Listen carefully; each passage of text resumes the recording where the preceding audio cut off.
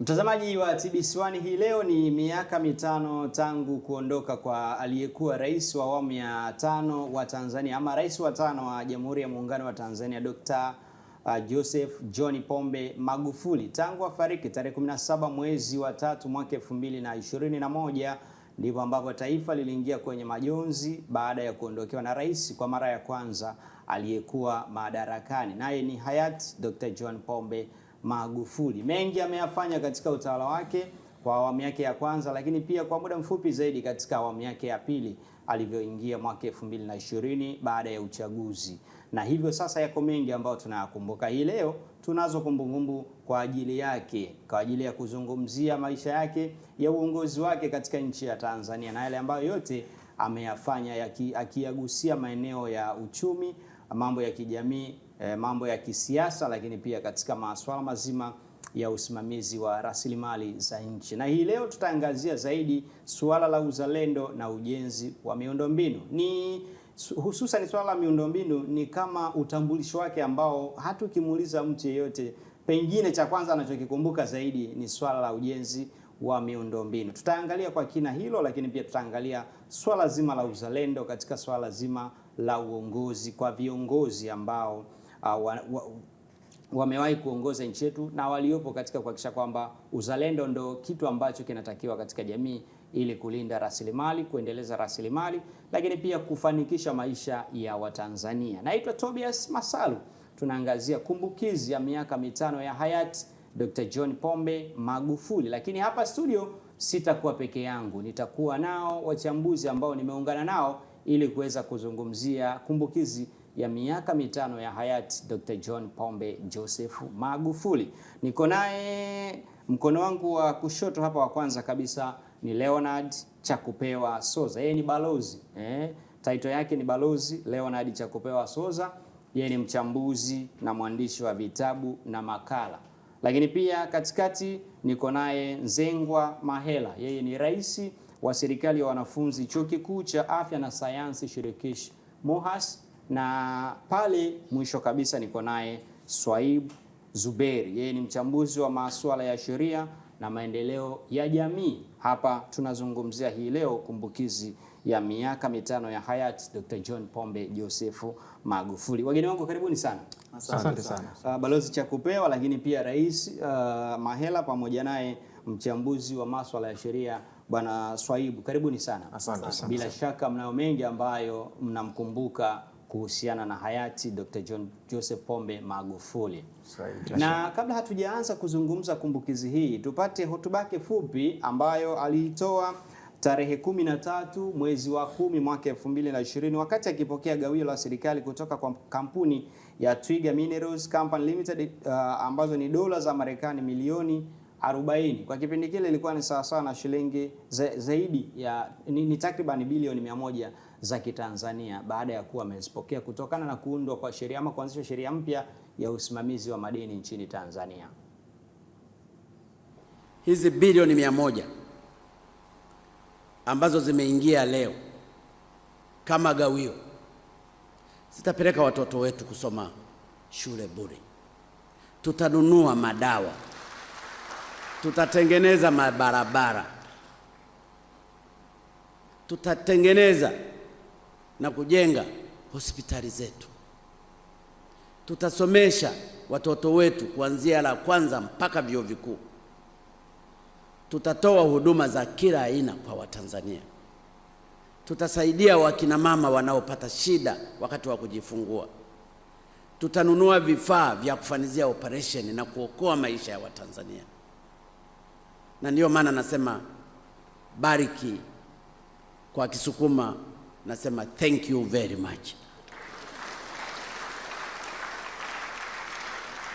Naomba mfikishe shukrani kwa wakurugenzi wenu kwamba makubaliano haya yanaleta impact kwa Watanzania maskini ambao wamekuwa wakiachiwa mashimo, wakiachiwa umaskini na mali waliopewa na Mungu wao ikiwa inachukuliwa na kusombwa na watu wengine. Napenda niwashukuru sana timu ya mazungumzo ya negotiation chini ya Profesa Kabudi, waziri wa mambo ya nje na timu yote iliyohusika, wakiwemo na gavana na watendaji mbalimbali. Hawa ndio wametufanya tupate hizi fedha.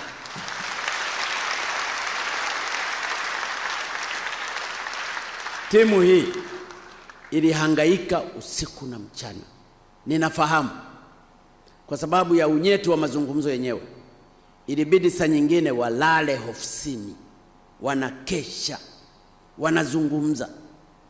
Ilibidi tuwatenganishe na familia zao, tuwafungie mahali pengine ili wasije wakahongwa au wakarubuniwa na matajiri wenye pesa. Na itoa hii siri hapa hadharani. Hawa ni wazalendo. Hawa ni Watanzania wa kweli. Walisimama na mazungumzo haya si kwa faida zao, ni kwa faida ya Watanzania maskini. Ninaomba ndugu viongozi wa dini, leo mko hapa, basi mkawaweke kwenye sala zenu na dua zenu hawa watu waliofanya kazi kubwa kwa ajili ya Tanzania. Ninawashukuru sana kwa sababu kufanya mazungumzo na kampuni kama Barrick, it was not easy job. Walikuwa na maloya, walikuwa na watu wa kila aina, lakini waligonga mwamba kwa hawa vijana hawa. Makubaliano haya si mepesi.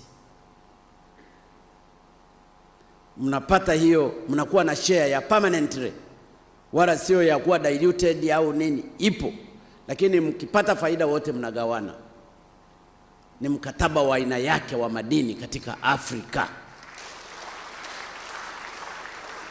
Na ndio maana hata ninapozungumza na marais wenzangu wananiuliza, how did you do it? How did you manage it? Wanashangaa. Lakini ni kwa sababu ya ujasiri wa Watanzania hawa ambao wana damu ya Kitanzania ya kweli. Ni hayati Dr. John Joseph Pombe Magufuli wakati akipokea gawio la serikali kutoka kwa kampuni ya Twiga Minerals ambayo ilianzishwa baada ya kubadilishwa kwa sheria za usimamizi wa rasilimali za madini hapa nchini, na hivyo Tanzania kupata share ama hisa ya 16% kutokana na shughuli zote za uchimbaji wa madini hapa nchini, na hivyo alikuwa anapokea gawio hilo. Ilikuwa ni tarehe 13 ya mwezi wa 10 mwaka 2020. Bila shaka tukianzia katika hiyo hotuba, nikianza na Balozi Leonard Chakupewa, miongoni mwa mambo ambayo hayati Magufuli anasifika nayo sana ni swala la uzalendo na usimamizi wa rasilimali, na tumeona hapo ni kwamba alikuwa akipokea gawio la takriban bilioni 100 za Kitanzania. Kwa namna gani unamzungumzia hayati Magufuli katika ulinzi wa rasilimali za nchi? Kwa kweli ni kiongozi wa mfano, ni kiongozi tajika kwa sababu ya hatua lakini pia maamuzi ya aina mbalimbali ambayo aliyafanya katika kipindi cha miaka ile 5 na miezi kadhaa kabla ya kufariki dunia. Ni hatua za aina tofauti tofauti. Utasikia hata katika matamshi yake mara nyingi sana alisisitiza kwamba kulinda na kuthamini vitu vilivyo vyetu ndio msingi unaoweza si tu kuimarisha uchumi wetu ndani, lakini pia kutuwezesha kupata yale ambayo tunayahitaji kupitia utekelezaji wa shughuli mbalimbali chini ya mipango mbalimbali ya maendeleo katika nchi yetu, lakini pia hata kuheshimika katika uga wa kimataifa. Kwa hiyo ni hatua mbalimbali ambazo alichukua, na unaweza kuona kwa mfano hapo kwenye gawio. Hizi ni fedha ambazo zilikuja katika kipindi ambapo uwekezaji umekuwa ukifanyika katika nchi yetu, na hawa wawekezaji tunaoshirikiana nao katika ubia, kushirikiana huku ni lazima kuwe na faida lakini pia tija katika nchi yetu, na mojawapo ni kama hivi ambavyo tumekuwa na sheria madhubuti ambazo si tu zinawabana katika kutambua wajibu wao katika kuhakikisha kwamba shughuli zao zinakuwa na manufaa kwetu sisi, bali pia kuheshimu sheria ambazo tuko nazo. Na ndiyo maana matokeo yake ni kama hili ambalo lilitokea tarehe 13 hiyo mwezi wa 10 uliozungumza, ya nchi kupata zaidi ya dola milioni 40 ambayo kama ulivyosema ni karibu bilioni zaidi ya 100 za Kitanzania. Kwa hiyo alikuwa ni mtu ambaye anashajiishwa na sifa nyingi za kizalendo, lakini nafikiri mtu kutaja chache Simba, moja ni kama hivi kwamba alikuwa ni mtu anayesimamia vitendo. Alikuwa ni mtu wa vitendo, au tunaweza kusema result oriented, mtu ambaye anapenda mambo yafanyike na matokeo yaonekane. Na matokeo tunayozungumzia ni kama hili hapa la kupata gawio linalotokana na shughuli ambazo zilikuwa zinafanyika katika sekta yetu ya madini. Lakini jambo la pili, katika kushajiisha uchumi wa nchi yetu, alikuwa hana muhali inapokuja kwenye swala la uzembe, kwamba hakukopesha. Ukiharibu hakusubiri muende chumbani au pembeni ndio akuseme. Alikuwa ni mtu ambaye alikuwa anatamka wakati ambapo uzembe umefanyika. Haya tuliyaona kwa mfano katika bandari, mara nyingi sana katika ofisi mbalimbali alizokuwa akienda kwa ziara za kushtukiza, na maeneo mengine. Lakini jambo la tatu, alikuwa ni mtu ambaye anaguswa na kusikiliza changamoto ambazo watu wako nazo. Unaweza ukaona kwamba katika kuimarisha uchumi, wafanyabiashara wadogo ambao walikuwa wana changamoto ya mitaji midogo, ili kuweza kuwapa nguvu ya kufanya shughuli zao ambazo mwisho wa siku zinachangia uchumi wa nchi yetu. Walipewa mitaji midogo ambayo ilikuwa na masharti nafuu kuwawezesha kuweza kunyanyuka, ili kupunguza ile gap baina ya wenye nacho na wasiokuwa nacho. Kwa hiyo kuna masuala mengi, angalau kwa ufupi, kuna masuala mengi ambayo alifanya, lakini sio itakuwa ni kosa pasipo kutaja swala la uvumilivu. Uvumilivu kwa maana gani? Kwamba katika dunia ya sasa vijana wamekuwa na uhaba sana katika swala la uvumilivu, iwe ni katika masuala ya kiuchumi, hata mambo ya uongozi. Kwa kiasi kikubwa wanataka yale kwamba nafanya leo, kesho liwe. Biashara nikifungua leo, kesho iwe ni ya kunipa mamilioni ya fedha. Na ukiangalia safari yake ya uongozi kwa mfano, hata katika muktadha wa uchumi, unaweza ukaona kwamba kuna funzo. Mwaka 90 aligombea ubunge kwa mara ya kwanza, jimbo likiitwa Biharamulo wakati ule, akashindwa na Fares Kabuye. Lakini ile haikumfanya kukata tamaa. Mwaka 95, miaka 5 baada, akarudi kugombea nafasi ile ya ubunge ambayo mwaka 90 alishindwa. Kwa hiyo katika muktadha wa uchumi, kwa swali ulilouliza, inatufundisha kwamba alikuwa ni mtu mwenye sifa ya uvumilivu pia, kwamba hata kwenye uwekezaji, ukiwekeza basi uwe na uvumilivu na kukabili zile changamoto ambazo baadaye zinaweza kumachua na kukupa uzoefu wa kuweza kuifanya biashara hiyo kusimama. Kwa hiyo alikuwa balozi kwa asili na kwa elimu yake, wanasema taaluma yake ilikuwa ni mwalimu ni mtaalamu wa kemia na hisabati. Swala la uchumi unapozungumzia, mara nyingi watu ambao wanahusiana na kuyazungumza na kuyafanya ya uchumi ni wale ambao ni wachumi kwa ujumla wake, lakini yeye alikuwa ni daktari wa falsafa ya mambo ya hisabati pamoja na kemia. Uthubutu wa yeye kufikia huku kunyanyua uchumi ni kwamba alikuwa anasikiliza sana wataalamu wa uchumi, ama ule uthubutu wake mwenyewe? Dr. John Pombe Joseph Magufuli naweza kusema ni miongoni mwa wale vijana katika context ya vijana, aliyezaliwa kabla ya taifa letu la Tanganyika ambalo lilibadilika baadaye kuwa Tanzania kupata uhuru. Wakati alizaliwa Oktoba 29 mwaka 1959, miaka miwili kabla ya Tanganyika kupata uhuru. Kwa hiyo unaweza kusema ni miongoni mwa wale Watanzania wa kizazi cha kwanza kizazi cha kwanza si kwa maana ya kuanza kwa ulimwengu, kizazi cha kwanza kwa maana ya historia yetu wakati inaanza baada ya uhuru. Na ni mtu ambaye alikulia katika awamu za uongozi za aina zote ambazo tumekuwa nazo kabla ya awamu yake ya 5. Utakumbuka aliishi zama za Mwalimu Nyerere, na Mwalimu Nyerere tunafahamu si mtu ambaye anapaswa ni mgeni katika kuzungumziwa, lakini aliishi zama za Rais Mwinyi pia. Watu ambao walikuwa ni viongozi wenye kaliba ya pekee. Kwa hiyo licha ya kwamba ni kweli hakusoma masuala ya uchumi, alikuwa ni mwalimu aliyebobea katika sayansi upande hasa wa chemistry, lakini kupitia hizi awamu mbalimbali za tawala alijifunza mambo mengi sana, kwa sababu utakumbuka pia kwamba kuzaliwa kwake ni katika mazingira ya kawaida, mazingira ya Watanzania walio wengi ambao ameziishi changamoto ambazo Watanzania wengi wanapitia katika mambo ya uchumi, katika kupata mkate wa kila siku. Ameishi, anafahamu vizuri si tu changamoto za vijiji vya ndani ya Chato, bali pia alikuwa anafahamu.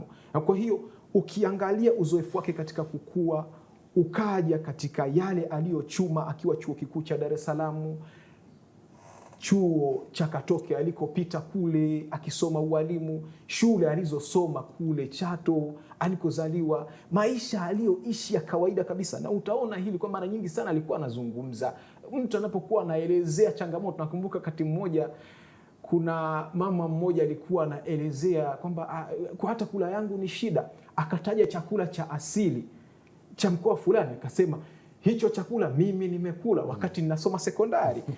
Kwa hiyo katika mazingira hayo ni mtu ambaye alifahamu mazingira ya changamoto ambayo Watanzania wengi wanapitia kiuchumi. Kwa hiyo haikuwa shida katika kuyatekeleza hayo. Maana yake anajua vizuri yale aliyokuwa anayafanya. Bila shaka. Balozi Leonard, nitarudi kwako. Nikija kwako Mahela, rais wa serikali ya wanafunzi chuo kikuu cha afya na sayansi shirikishi Muhimbili. Swala la uzalendo katika uongozi, tukihusianisha vijana wa leo na uongozi wa JPM, miongoni mwa vitu ambavyo vinatajwa sana ni uzalendo usiokuwa na mashaka. Vijana wa leo, katikati ya uzalendo, kipi ambacho unakiona kwa leo kuhusiana na vijana na kumbukizi ya uzalendo kwa taifa? Kwanza nitaanza kwa kuelezea jinsi gani uongozi wa hayati John Joseph Pombe Magufuli uliwapatia vijana nafasi ya kuwa viongozi kwenye taifa letu. Mtakumbuka aliwaamini baadhi ya vijana kuwa viongozi katika ngazi ya mikoa, katika ngazi za wilaya, lakini pia hata katika ngazi za baraza lake la mawaziri. Na kupitia experience ya wale vijana, namna walivyofanya naye kazi, walijifunza kuwa wazalendo, kuwa wachapakazi na watu ambao wanafuatilia mambo kwa kina. Linapokuja swala la kutatua changamoto, halikuhitaji mpaka umpigie simu yeye au mpaka uombe ruhusa kutoka kwake. Alitoa uhuru wa vijana kufanya maamuzi yaliyo sahihi na yenye ya kizalendo kwa ajili ya manufaa ya taifa. Kwa hiyo kwa kijana wa leo ambayo nipo katika nafasi ya uongozi au najifunza uongozi, ninaona kwamba ni muhimu kujifunza uzalendo. Kwa sababu uzalendo ni nini? Maana uzalendo ni kuwa na mapenzi ya kweli na nchi yangu, kuwa na wivu mkubwa na nchi yangu, kutamani kuiona nchi yangu inatoka katika hatua moja kwenda hatua nyingine ambayo ni nzuri zaidi. Na naweza nikasema kwamba huu ni ushuhuda, ni kwamba vijana wengi ambao ni viongozi sasa, hata huko mavioni utakuta mtu kwenye WhatsApp yake, labda DP WhatsApp yake pana ameweka picha ya Rais Magufuli. Yeye ndio role model wake katika kuchapa kazi, katika kujali maslahi ya watu wanaowaongoza. Kwa hiyo niseme kwamba uongozi wa hayati JPM umeshape sana uongozi wa vijana kwa sasa, kuona ni muhimu kuwa wazalendo, kufanya kazi, kutatua changamoto za watu ambao nawaongoza. Lakini kitu ambacho kinatuvutia vijana wengi wa sasa ni namna ambavyo alitoa ile bureaucracy ya kuweza kumfikia. Kutoa zile protokali nyingi za kuweza kumfikia. Ilikuwa ni wakati ambapo mwananchi ana changamoto, hata kama akiongea kwenye mkutano wake alipewa nafasi ya kusikilizwa. Kwa hiyo vijana wa sasa imetushape sana, na tunaona tukifuata hiyo njia ndio itakuwa ni njia sahihi hata sisi kuja kuzungumziwa kwa mazuri baadaye na kuacha impact kwenye upande wa taifa. Wewe ni rais kwa sasa pale MUHAS.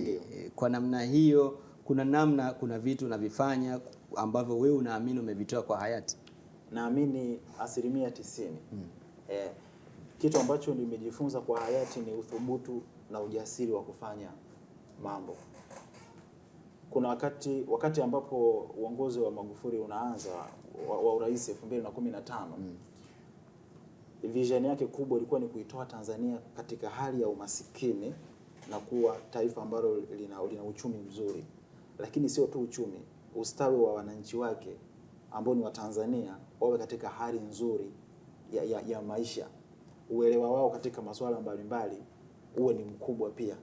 Na ndio maana aliwekeza kwenye elimu bure, aliwekeza kwenye upande wa hospitali, aliwekeza kwenye mambo mengi ambayo haya yataisaidia Tanzania kuwa taifa ambalo na alikuwa na mara nyingi anasema nataka ile Ulaya ambayo watu wanatamani kwenda iwepo Tanzania. Ije Tanzania. Na mimi kwa mfano huo, wakati naanza uongozi wangu wa urais, nilisema hata moto wangu ambao nautumia kwenye serikali yangu ni kwamba we want to make the serikali yetu ya wanafunzi kuwa the great student organization. Wanafunzi wafurahia matunda, tutengeneze fursa nyingi, tujiconnect na watu wengi. Kwa kupitia hiyo imeweza kunishape kwamba inabidi niwe na vision kubwa, niwe na clear vision, lakini lazima niwe thubutu kwenye kuifanya kupitia kile ambacho hayati John Joseph Pombe Magufuli. Shukrani sana Mahela, wewe ni rais wa serikali ya wanafunzi Chuo Kikuu cha Afya na Sayansi Shirikishi MUHAS, lakini pia niko naye Swaibu Zuberi, ni mchambuzi wa masuala ya sheria na maendeleo ya jamii. Swaibu, kwako tunazungumzia miongoni mwa maneno au maeneo ambayo huwezi ukayataja katika nchi ya Tanzania ukimzungumzia hayati John Joseph Pombe Magufuli, ni ujenzi wa miundombinu ya barabara, madaraja, lakini pia na kwa ujumla miundombinu. Kwa kiasi gani suala la ujenzi wa miundombinu lilikuwa ni mwarobaini wa kumwondolea umaskini Mtanzania? Kwanza unajua, umeongelea jambo zuri sana. Moja ya jambo ambalo lilikuwa linamtanabaisha hayati Dr. John Pombe Magufuli ni kujipambanua vyema katika ujenzi wa miundombinu. Na lengo lake kubwa, unajua kwa dunia sasa hizi ujenzi wa miundombinu ndio njia pekee ambayo inaweza ikamtoa maskini kutoka level moja kwenda level nyingine ya maisha. Kwa sababu ukiangalia miundombinu ambayo tunaiangalia, ipo miundombinu katika namna nyingi. Kuna miundombinu ya barabara, kuna miundombinu ya nishati, miundombinu ya usafirishaji na kadhalika. Nikupe kwa mfano. Kwa mfano, Dr. John Pombe Magufuli, moja ya miradi ya kimkakati ambayo huwezi kuisahau baada ya kuingia madarakani na aliifanya, na ambayo ilikuwa ni miradi ambao watu wengi hawakudhani kama itafanyika. Kwa mfano, mradi wa standard gauge SGR, reli ya kisasa ya umeme. Ukiangalia ule mradi kwa namna moja au nyingine, hadi saizi umetoka unaanzia Dar es Salaam hadi tunafika Dodoma, na bado kuna ujenzi unaendelea Isaka, Mwanza, lakini pia kuna ujenzi unaendelea Tabora hadi Kigoma, tunategemea ndio ufike Burundi na nchi za Kongo. Kwa hiyo unaangalia kwa namna moja au nyingine, huu ujenzi ukikamilika kama imevyopangwa hadi kufika nchi za jirani, kwa namna moja au nyingine tutamsaidia mwananchi ambaye anafanya biashara basi aweze kufanya biashara na baadhi ya masoko ya nchi zetu za jirani. Kwa hiyo inakuwa ni njia moja au nyingine ya kukomboa umaskini. Lakini tunaangalia miradi mingine ambayo hayati Dr. John Pombe Magufuli aliweka nguvu ni hususan katika ujenzi wa bwawa la umeme wa maji la Mwalimu Julius Kambarage Nyerere. Ukiangalia kipindi kile wakati Dr. John Pombe Magufuli anauanza mradi, na ni kwa bahati mbaya sana hadi anaondoka aliacha ukiwa katika 33% mwaka 2021.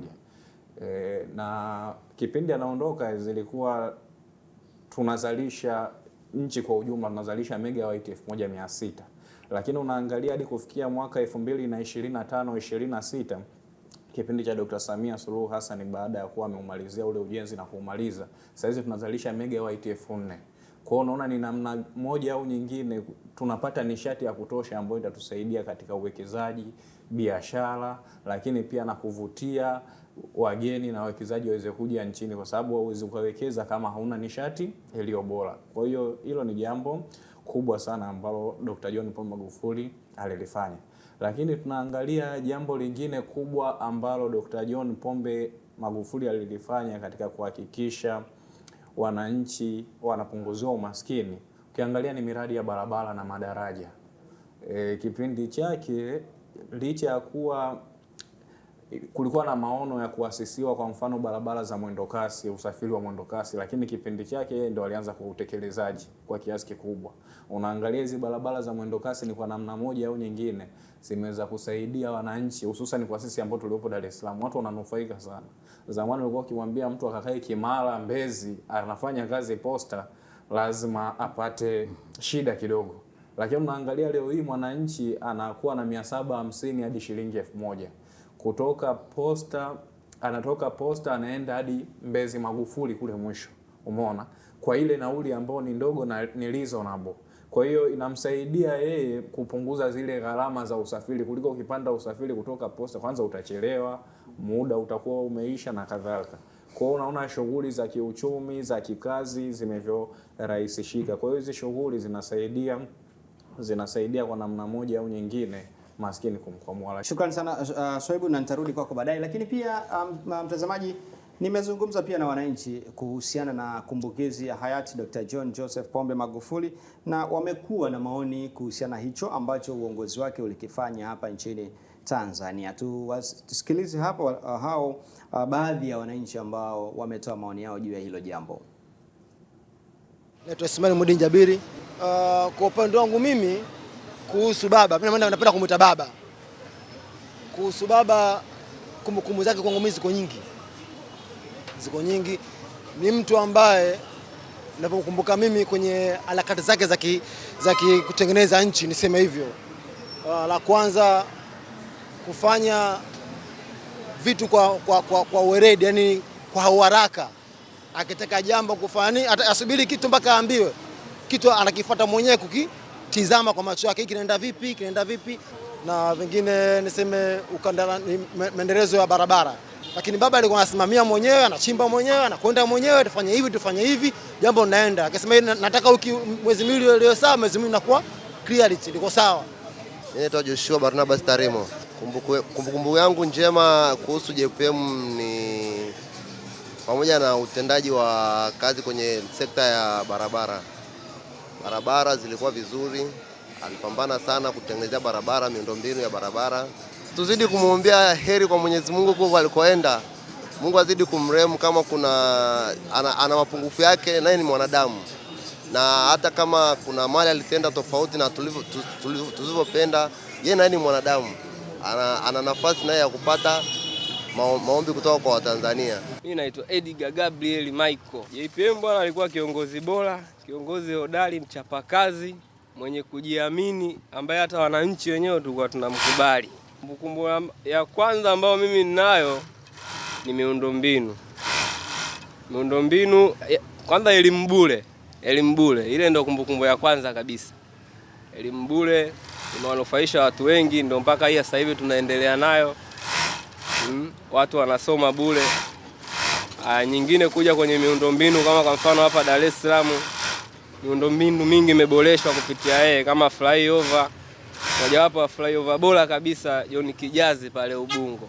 Moja ya kumbukumbu kubwa kabisa ambayo haiwezi kufutika. Kama kuanzisha yule mradi wa bwawa la Nyerere kule Rufiji, ambao mpaka sasa hivi tushaanza kunufaika nao kwenye umeme. Moja ya kitu kikubwa sana. Naitwa Mariam. Nakumbuka ni mtu mwema, mkarimu. Ameisaidia nchi kutoka katika hali ngumu hadi kufikia katika uchumi wa kati. Naitwa Adinani na Asibu Abdalla. Watoto wadogo zetu wamesoma elimu bure na vitu vingine shuleni, kama swala la kula watoto shuleni, uji nini, wamepata haki zao shuleni. Hata sasa hivi bado inaendelea vile vile. Ila cha kushukuru sana miundombinu ya barabara na vitu, maana amepunguza msafara wa magari barabarani, mwendo kasi, kila kitu vituo vimefanyaje, vimetengenezwa. Kwa hiyo tumshukuru sana hata sasa hivi hawezi kusahaulika hivi. Lazima tumkumbuke kwa vitu ambavyo amefanyaje, ametengeneza katika nchi yake, nchi yetu hii ambayo tuko sisi. Yaani kumbukumbu kwamba yule mheshimiwa kwanza mimi namkubali sana. Yule mheshimiwa kwanza alikuwa na msimamo. Yule mheshimiwa alikuwa la lake ambao la kulisema lilikuwa ile manufaa na wananchi wa hali ya chini, yeye alikuwa geuke nyuma. Yule mheshimiwa alikuwa akiona hili swala hili linafaa kwa mwananchi aina yoyote mwenye hali ya chini, akiwa machinga, akiwa bodaboda, akiwa mantilie, akiwa mfanyabiashara ndogo ndogo, yoyote ambaye mwenye hali ya chini, yule mheshimiwa alikuwa yake ananyosha mstari, alikuwa asikii cha 8 wala 8, yeye alikuwa ananyosha mstari wake tu. Yaani kumbukumbu nao vitu vingi sana. Yule mheshimiwa sema kweli, nilipopata taarifa kama kafariki, nafsi mpaka sasa hivi naongea mpaka moyo unaniuma, kwa sababu yule bwana nilimkubali kutokana na msimamo wake mzuri na iko vizuri. Watu ambao walikuwa hajamuelewa walikuwa muona huyu mheshimiwa alikuwa ana shida, kile mheshimiwa alikuwa na msimamo mkubwa, alikuwa na manufaa yake makubwa. Yaani kiufupi yule bwana, Mwenyezi Mungu huko aliyopo, Mwenyezi Mungu amwondee adhabu kaburi, ampe pepo tu. Shukrani sana. Ni wananchi wa jiji la Dar es Salaam wakizungumza utawala wa hayati Dr. John Joseph Pombe Magufuli, na miongoni mwa mambo ambayo ameyasema ni suala la kuchukua uamuzi kwa wakati bila kuchelewa pale inapotokea jambo haliko sawa. Lakini pia kingine ambacho amekigusa zaidi ni swala la elimu bure pamoja na ujenzi wa miundombinu. Hususan wakazi wa Dar es Salaam wanashukuru sana kujengewa flyover ambazo ilikuwa ni kero kweli kweli kwa jiji la Dar es Salaam. Na nikirudi kwako Balozi Leonard, kabla sijaenda kwa Mahela pamoja na Swaibu, miongoni mwa mambo ambayo kulifikia wakati kukawa kunalinganishwa kati ya maendeleo ya vitu na maendeleo ya watu, huku wengine wakienda mbali zaidi wanasema ujenzi wa miundombinu pekee hautoshi kama maendeleo ya watu hayapo. Katika swala zima, msingi mzima wa uchumi, tumezungumza uchumi na uthubutu wake kwenye uchumi pamoja na kwamba yakuwa mchumi, ujenzi wa miundombinu na uhusiano wa maendeleo ya watu, kwako wewe, kwa uzoefu wako ulionao na uchambuzi wa masuala mbalimbali, ni sahihi kuimarisha miundombinu ambayo inaenda kuimarisha maendeleo ya watu ama kuimarisha maendeleo ya watu kwanza? Shida inaweza kawa kwenye tafsiri. Tafsiri ambayo watu wako nayo kuhusiana na nafasi ya miundombinu katika kuchagiza masuala mengine kijamii au katika maisha ya mwanadamu. Kwa nini?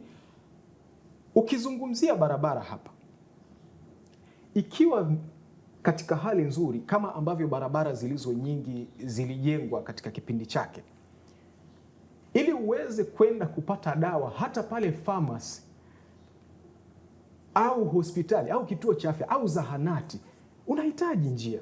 Na njia hiyo ni ipi? Tunazungumza ile barabara ambayo ndio hii unayosema kwamba haina mafungamano na maendeleo ya watu, kwa sababu huwezi kuwa na uhakika wa afya yako ikiwa sehemu unayopita kwenda kuchunguza hali yake haieleweki. Lakini pia tunazungumza kuhusu utengamano na mataifa yanayotuzunguka: Tanzania, Zambia, Malawi, Jamhuri ya Kidemokrasia ya Kongo, Burundi, Rwanda na kadhalika.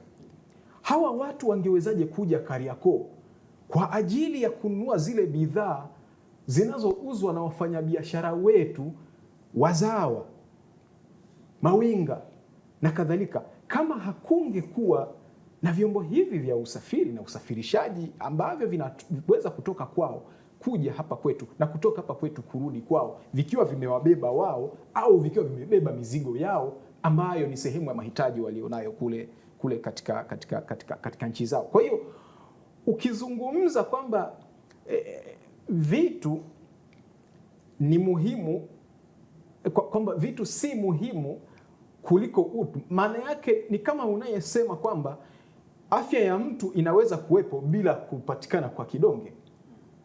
Afya ya watu inaweza kuwepo pasi na kula, kwa sababu hata chakula ili kitoke shambani kiweze kumfikia mlaji wa mwisho aliyeko Rwanda, aliyeko Burundi, aliyeko katika mikoa hata ya ndani hapa, kinahitaji kusafirishwa, kinasafirishwa kupitia wapi?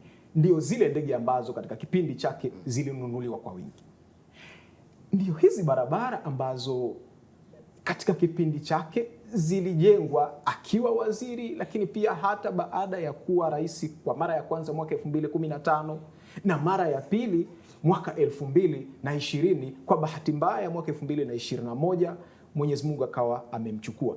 Kwa hiyo kuzungumza kwamba ustawi wa mwanadamu katika maeneo mengine hauna mafungamano na ustawi wa vitu, kwa maana kwa mfano miundombinu, narudi pale pale nilipoanzia kwamba inawezekana tafsiri ambayo mtu anafanya ikawa pengine kuna vitu inapungukiwa katika kuunganisha mambo haya. Kwa hiyo nirejee pale pale kwamba tatizo sio mshabihiano wa hivi vitu, ila tafsiri ambayo anakuwa nayo mtu katika kuvihusianisha, ndicho naweza kusema. Okay. Shukrani balozi. Sasa tukizungumzia swala zima la mambo ya maendeleo ya miundombinu, lakini pia na ulinzi wa rasilimali za nchi, Afrika kuna namna changamoto ya ulinzi wa rasilimali ni kubwa, na ndio maana tunasikia kesi kadha wa kadha, nchi watu wameshiriki hivi na ufisadi na nini, limekuwa ni kama mwiba ambao umekuwa ni mgumu kutegua kwenye kidonda, ingawa sasa kwa kiasi kikubwa yeye ananasibishwa na kuwa ni mmoja ya watu waliolinda rasilimali za nchi na kuziendeleza, sio kuzilinda tu kwa sababu hazizalishi, zipo tu, lakini kuzitumia. Kama tulivyoona mwanzoni tunaanza kipindi, tumesikia hotuba yake kwamba alilinda rasilimali za madini akapata kiasi cha gawio la takriban bilioni 100 za Kitanzania. Imekuwa ni moja ya jambo ambalo baadhi ya viongozi Afrika imekuwa ni mtihani kweli kulinda rasilimali za nchi. Kwake yeye alifanikiwa vipi katika hilo? Dr. John Pombe Joseph Magufuli, kwa muktadha wa bara la Afrika, kwa kweli unaweza kusema miaka ile 5 na miezi kadhaa ilishuhudia maajabu mengi katika kujitangamanisha na mataifa. Mimi nathubutu kusema, na ni mwanamajumui pia, alikuwa ni mwanamajumui halisi. Utakumbuka kwamba hata mara nyingi sana katika dhifa za kitaifa na hata kimataifa alizohudhuria, alikuwa akipenda sana kuvaa beji ya bara la Afrika. Na tunasema kwamba niambie rafiki zako, nikwambie tabia yako. Katika muktadha wa mawasiliano unaweza kusema kwamba niambie nionyeshe tabia yako katika kuvaa. Okay. Kwamba muonekano wa kuvaa unakupa picha kwamba huyo ni mtu aina gani.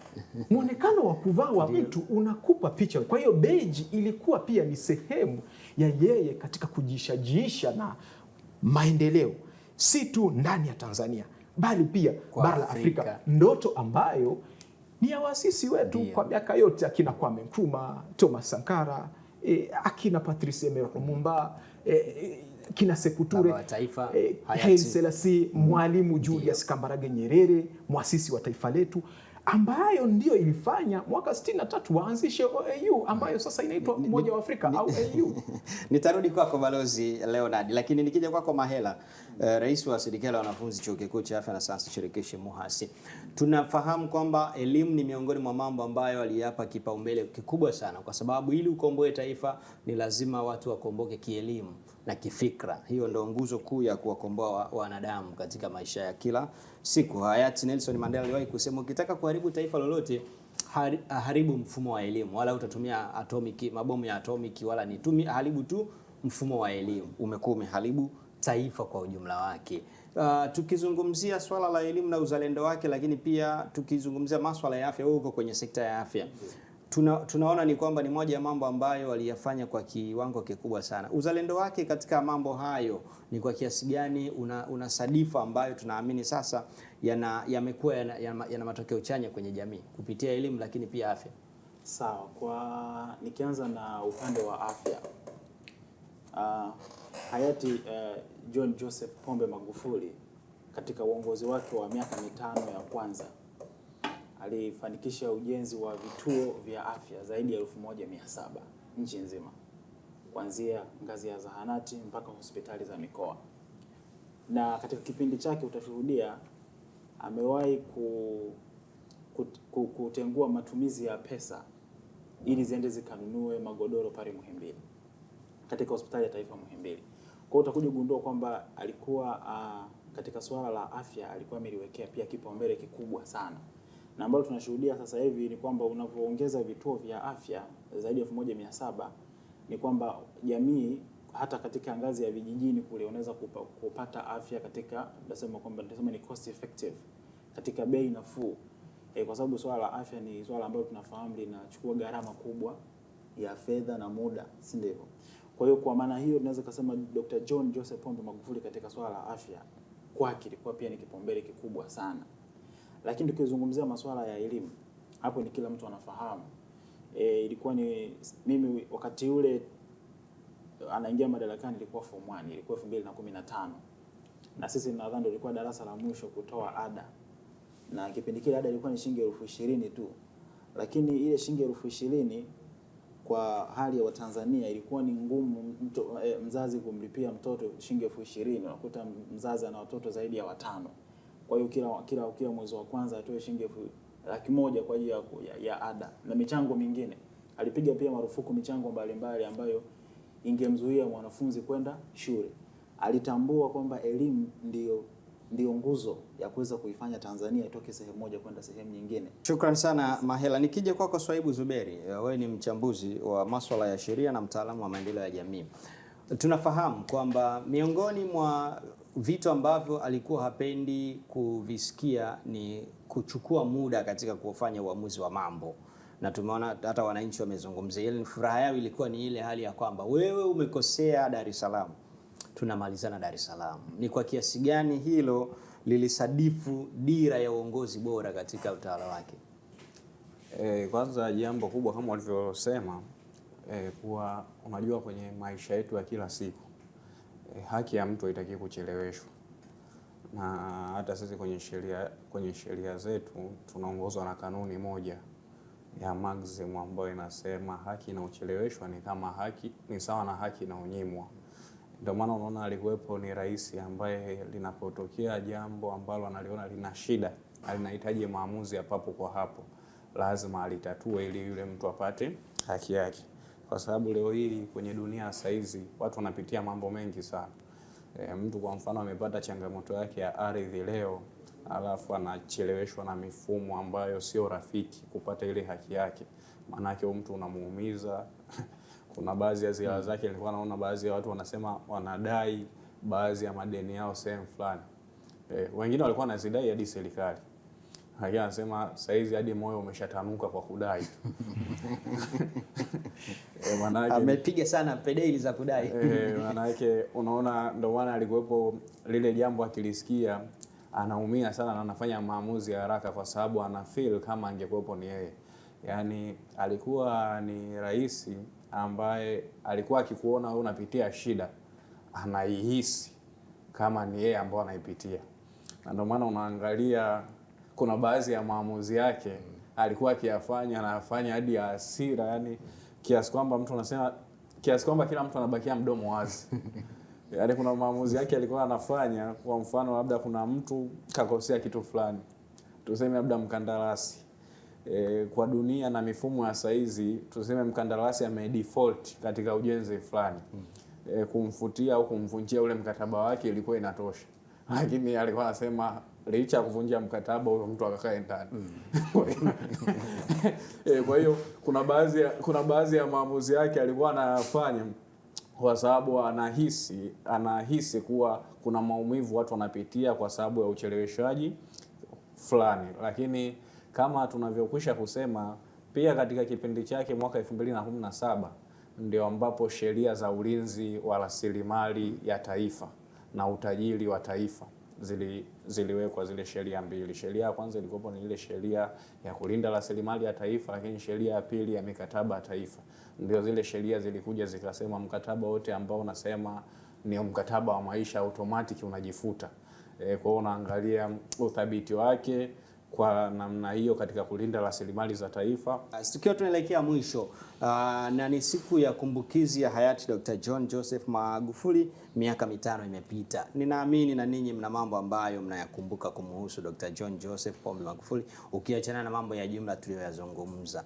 Nikianza na wewe hapo Swaibu, jambo lipi ambalo wewe mwenyewe binafsi unalikumbuka kwa Dr. hayati John Joseph Pombe Magufuli? Jambo kubwa ambalo nalikumbuka kwanza ni uthubutu na maono. Uthubutu na maono kwa namna gani?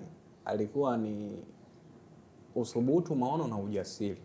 Alikuwa kuna baadhi ya mambo akiyafanya mwanzoni kila mtu anabaki mdomo wazi. Ili linawezekanaje? Angalia kati anaingia tu akaanza na wale watu wa vyeti fake.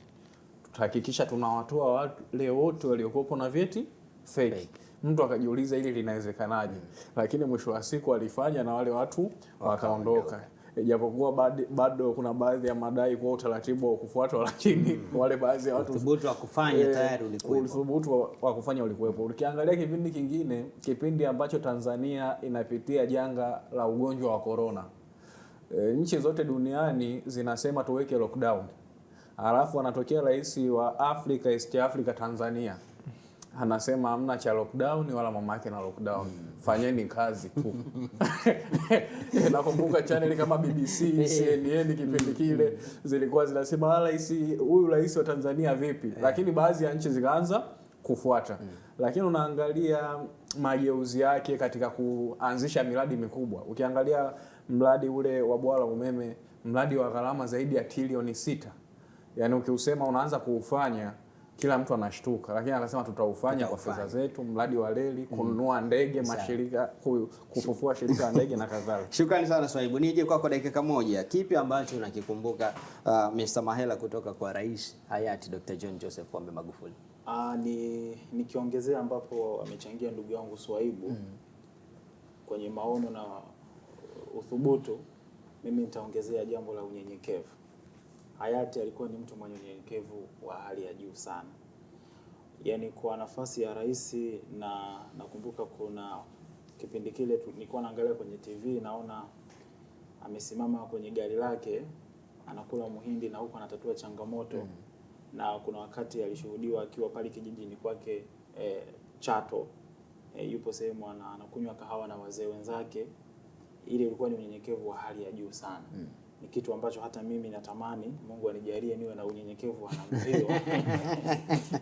Unauona kwa sasa kwenye uongozi wako? Mungu anijalie, kwa sababu ni kitu ambacho si rahisi. Unakuwa mkuu wa nchi, unakuwa mwenyekiti wa SADC, na unakuwa unafanya mambo makubwa yenye vision, na bado unakuwa na unyenyekevu wa aina ile. Mimi nitakuja Muhasi nizungumze na wananchi wa Muhasi nijue. Karibu sana. Nani Mahela analisi hili. Nikimalizia na Balozi Leonard, kipi ambacho ni kumbukumbu njema kumuhusu hayati Dr. John Joseph Pombe Magufuli? Kwa kweli yako mengi, lakini kwanza nitaje unyumbufu katika kufanya maamuzi. Alikuwa ni mtu ambaye anaweza kuangalia pia hali kabla hajachukua maamuzi. Nakumbuka kwa mfano kuna mahali fulani alikuwa katika ziara, nafikiri alikuwa ni mkurugenzi mtendaji wa halmashauri. Yule mtendaji inaonekana kuna malengo alikuwa amepewa ya kujenga vituo vya afya, lakini pia shule kwa kipindi fulani. Ila inaonekana wakati Mheshimiwa Rais akienda kwenye ziara ile, malengo yalikuwa hayajatimia. Katika hali ya kawaida, hilo jambo kisheria na hata katika muktadha wa kawaida, bila shaka ni uzembe ambao hata kwenye kanuni ulitakiwa kushughulikiwa na kuzingatia kaliba ya alivyokuwa ni mtu wa kupenda matokeo. Kama tulivyozungumza pale mwanzo, itegemewa kwamba angechukua hatua, lakini yule mkurugenzi alikiri kwamba tumeshindwa kufikia hili, na kwa kweli Mheshimiwa Rais, naomba unisamehe. Rais, tofauti na watu walivyokuwa wanategemea, alisema nimekusamehe, sitakutengua. Kwa hiyo hili lilinifundisha kwamba unaweza ukawa na misimamo, lakini pia katika wakati fulani kuna kuangalia pia mazingira, sababu alizotoa mtu zilizopelekea ashindwe kufanya kwa kiwango kile ambacho kilitegemewa.